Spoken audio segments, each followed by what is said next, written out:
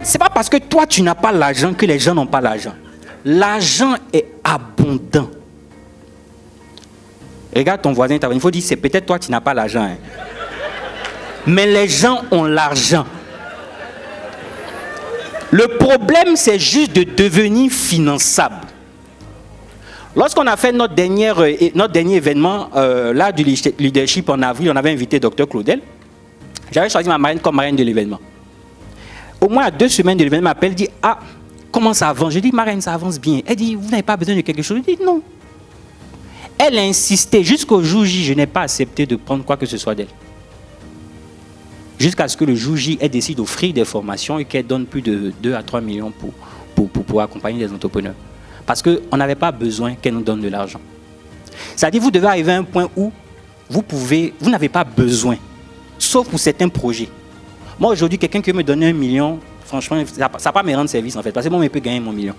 Si tu veux me donner 10 millions, je peux me concentrer pour gagner 10 millions.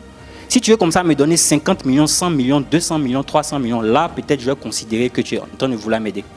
Et parmi vous, il y a des personnes pour qui 1 million, c'est quand même encore de l'argent. C'est normal, il fut un temps où nous aussi on était comme ça, avec beaucoup d'humilité. Mais vous devez grandir. Et comprenez une chose, nous sommes dans un monde capitaliste. Retenez deuxième chose, l'argent est beaucoup. Dans tous les pays du monde, il y a l'argent. Prenez un pays où on va dire c'est un pays PPTE, pauvre pays très endetté. Vous allez trouver là-bas des gens qui sont multimilliardaires. Allez dans un pays où on parle de désert, vous allez trouver des gens, même au Sahel, il y a des endroits où il y a des... Mais ils ont l'argent, ils achètent des armes. Regarde encore ton voisin, il faut dire, il y a l'argent partout. Peut-être c'est toi qui n'as pas encore, hein, mais sinon l'argent là, c'est beaucoup. Il faut que vous compreniez vraiment que l'argent est beaucoup. Moi, je connais des gens ici à Abidjan qui ont beaucoup d'argent. C'est-à-dire, ils cherchent dans quoi mettre leur argent. Ils cherchent quelle entreprise ils vont financer. Je ne parle pas des banques.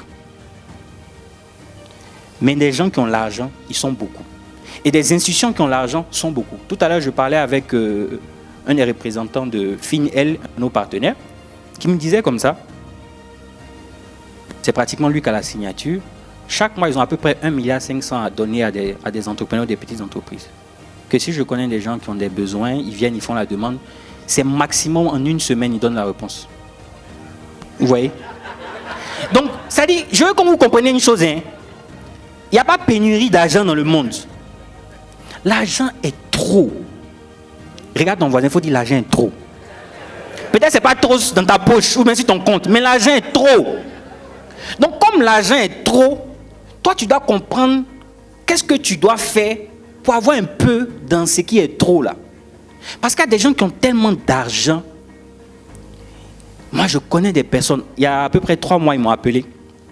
Non, c'était juste la veille des élections présidentielles. Donc, il m'appelle, il me dit, en ce moment, on a à peu près 10 milliards que essaie de nous monter 1 ou 2 projets immobiliers, on va financer. Il dit, la veille d'élection présidentielle en Côte d'Ivoire, j'allais me mettre dans un projet de 8 milliards. Et puis l'élection ne va pas bien se passer, je dois 8 milliards.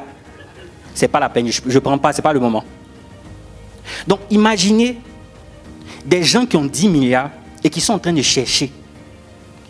Par contre, ils ont des préférences. D'autres vont aimer la fintech, d'autres vont aimer, par exemple tout à l'heure, eux ils ont envie de financer des projets agro. Donc il y a des gens comme ça, c'est-à-dire ils ont leurs préférences.